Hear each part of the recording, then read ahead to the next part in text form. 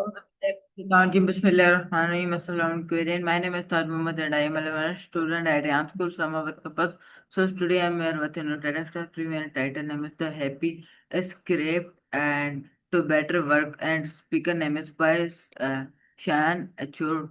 So let's go start review in English. Uh, Shawn Achor talk the happy is great to better work explains that happiness is not just the result of success. Instead, happiness can actually helps and us become more successful. He shares research showing that a positive mindset can improve productivity, creativity, motivation, and overall performance. I found the talk inspiring because it encourages us to focus on the good things in life rather than continually waiting for success to make us happy. Actually, also suggest simple habits such as expectedly express creativity and thinking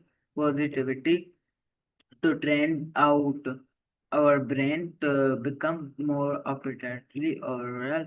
I think this talk gives us powerful message. Happiness as not only a reward for success, it can be a key to achieving success. So with this was the new text talk review. So thank you and Allah Hafiz Pakistan.